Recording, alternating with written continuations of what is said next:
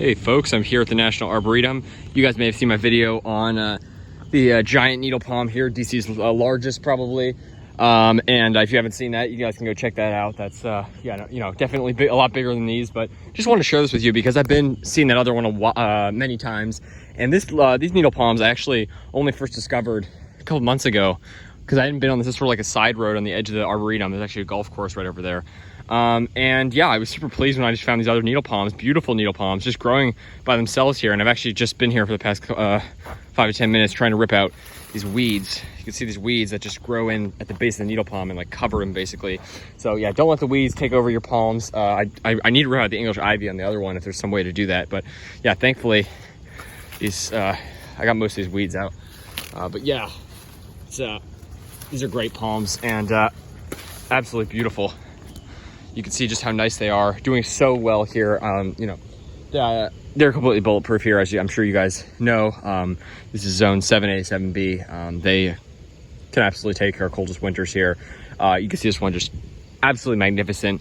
And you know, the thing about like people over prune palms a lot, but you don't see people over pruning needle palms a lot or really pruning them at all, because especially once they get older, they sort of fill in the whole canopy and there's not like brown leaves they only really have brown leaves like at the very bottom. So usually people don't even prune up the trunks, and I think they look cooler in the natural state, like a bush, more than like a tree pruned up.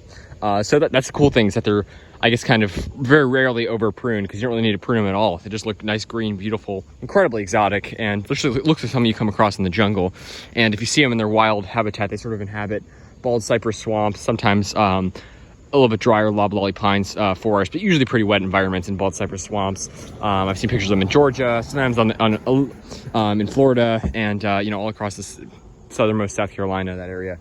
And you can see just how exotic looking these leaves are, just incredible and so nice and big. So yeah, these aren't quite as, that's a bit of an understatement saying they're not quite as big as the other one, but they're still really nice, and I really like them. So yeah, I think they're pretty cool palms, and it always makes me so happy just seeing any palm, especially coming across a new one that I didn't know existed before. But yeah, just super cool. Gotta love it.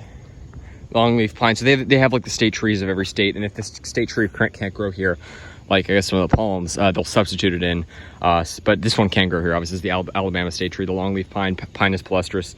And you can see it growing here, nice longleaf pine, a little bit getting smuggled out by vines, but doing well.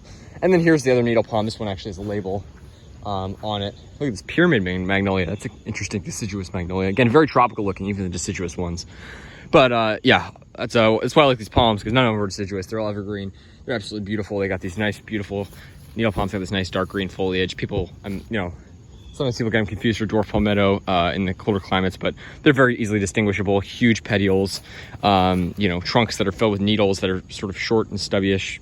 Stable dwarf palmetto does not develop a trunk till they're older, and they also have that silvery bluish tinge, which the needle palm does not have. It has these deep dark green foliage, deep dark green fronds, which just helps distinguish it. And you can see Rhapidophyllum, hystrix, needle palm right there. So yeah, super cool. Just want to share that with you guys, and yeah, hope you guys enjoy. I always love seeing palms, and I think that, look, DC maybe is not the ideal climate for growing all sorts of palms, but I'm just glad that we always have to, appreciate the climate we're in. There's a lot colder places than this where people can't grow palms.